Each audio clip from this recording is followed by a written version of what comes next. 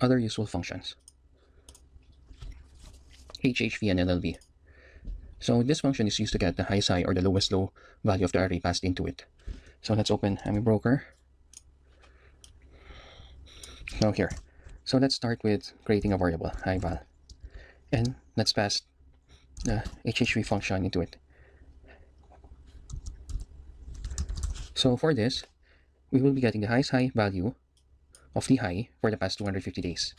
And the low value of the low for 250 days. So after this, let's plot it.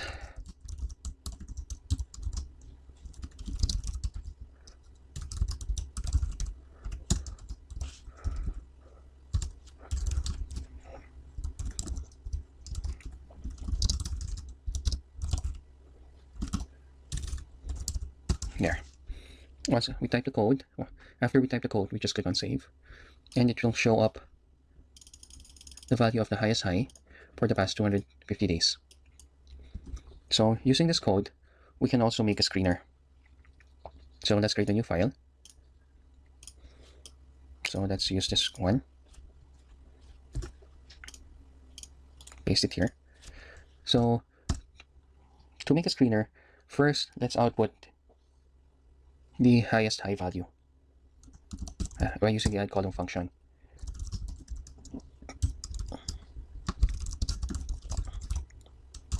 Next, we create a variable to hold the number of days since next we create a variable using the bar_since function where it determines how many days ago the high value is equal to the 52-week high. So this formula checks if the value of high is the same as the high value.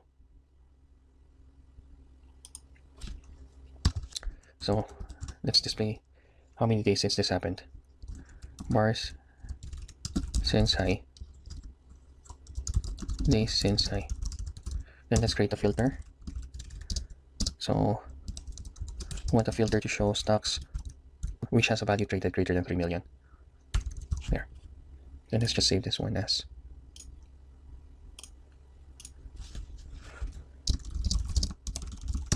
After saving, let's send it to the analysis window. Tile vertically, and let's click on explore. So let's sort it using the days since high. So there, you can see. Now, once let's select RWM, you can see that the 52-week high happened 3 days ago. For Vita, it happened 7 days ago. So let's move on to the next section. Let's discuss ref, z order, and last value. The ref function is used to get the values of the previous candle. In our example, we want to get the previous close value. So let's just remove the code, click save. So the previous value is equal to the reference close. What this does is this function will get the close value of the candle 1 day ago. Then let's plot this for you to see.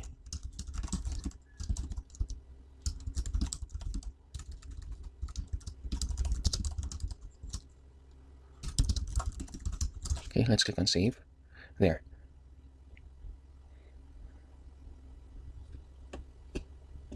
Now, we plotted the previous value, but the problem is that the line is under the candlesticks, which can't be seen.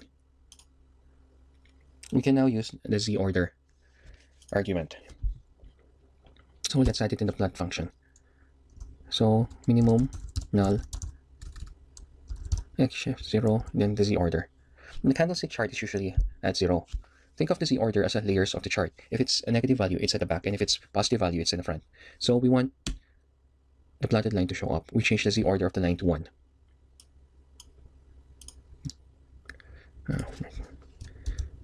0 z order 1 there. So the line, as you can see now, the line is now plotted on top of the candlesticks.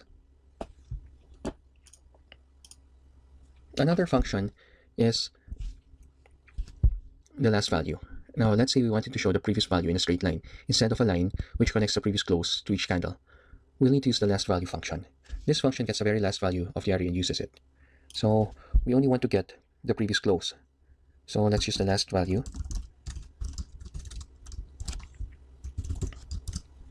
Here and click on save. There. It will now draw a line on the previous day's close.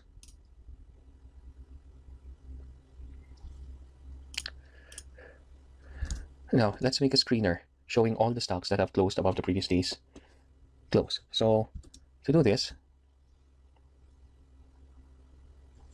all we need to do is just copy this code, create a new file. So, it's as simple as creating a filter wherein today's close should be greater than the previous day's close. Then click on save.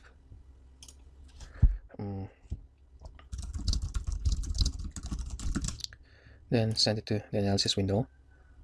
Let's split it vertically and click on scan. Click on explore. So here you can see the names which has closed higher than the yesterday's close. There.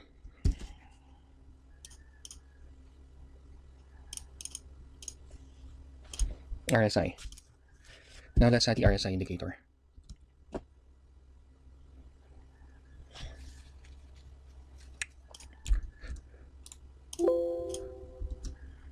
Now let's add the RSI indicator.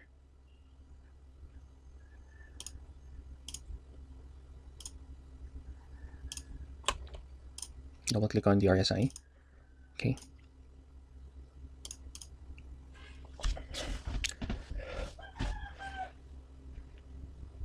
So let's create a function. Now let's create a screener based on the RSI. So let's open the formula editor. First, let's create a variable that will hold the value of the RSI 15. Next, we display the values using the add column function of the RSI 15.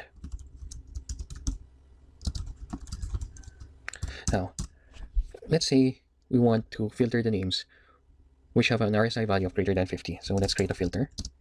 So RSI 15 should be greater than 50. And we want to add another condition that the value traded should be greater than 3 million. So let's add the end.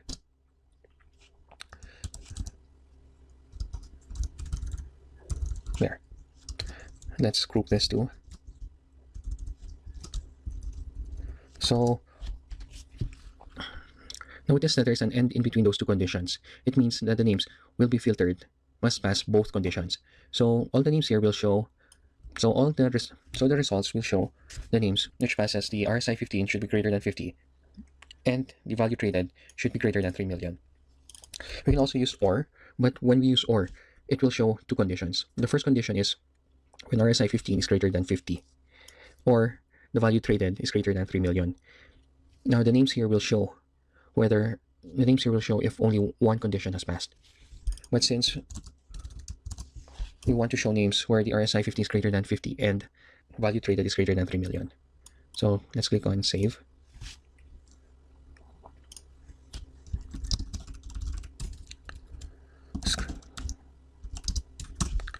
Then send this to the analysis window. So let's click on explore. So these are the only names in which the RSI is greater than 50 and also is trading more than 3 million.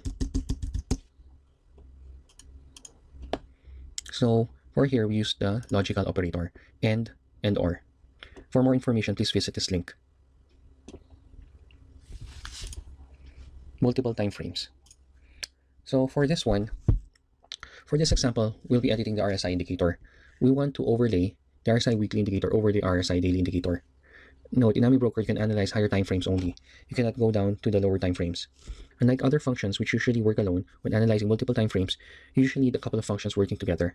It starts with a time frame set in weekly. Enter the code you want to process in the weekly time frame, then time frame restore, then get the proper value back using time frame expand. So for this indicator, let's open AmiBroker.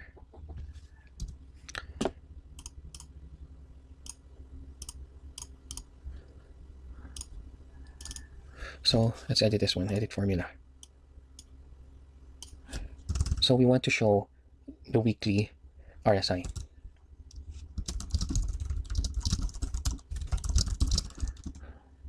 So first, let's use time frame set in weekly. Then RSI weekly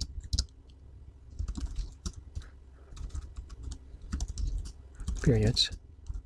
For here, we'll be using the periods variable. Then time frame restore. Then RSI weekly is equal to time frame expand in weekly expand first. There. So let's now plot this one. Plot weekly color pink. Now let's use the style line. So style dashed.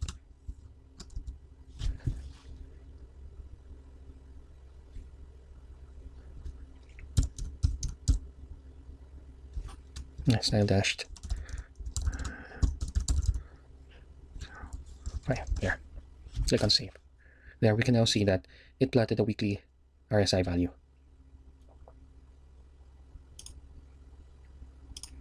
So we can also make a screener based on this one. So using the same code we used previously.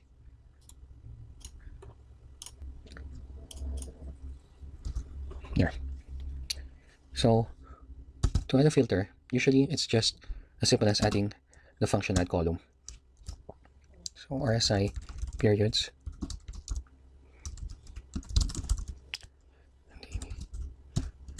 add column RSI weekly.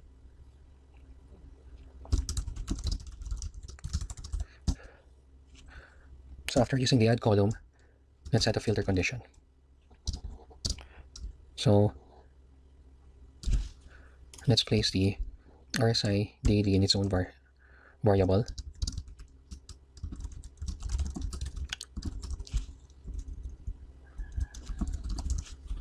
Then use the filter. RSI weekly should be greater than RSI daily.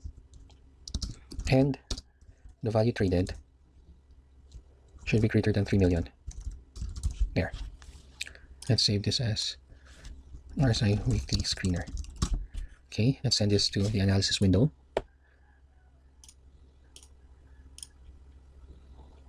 And then click on explore. It will now show names where the RSI weekly is greater than the RSI daily.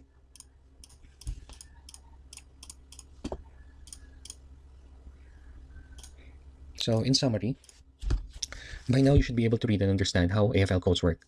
Most AFL codes are already available online. All we need to do is just Google it. Improve your knowledge by reading the codes available online. That's how you sharpen your coding skills and see the different techniques on using the functions available to AmiBroker. So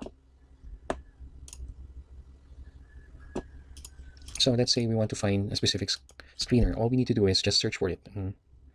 RSI screener AFL. So here you can see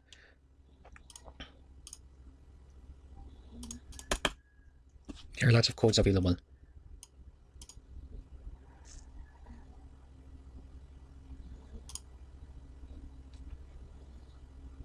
All we need to do is just copy and paste this code to the formula editor. It usually comes with instruction on how to use it. If you want to search for a MACD screener, AFL, it's also available.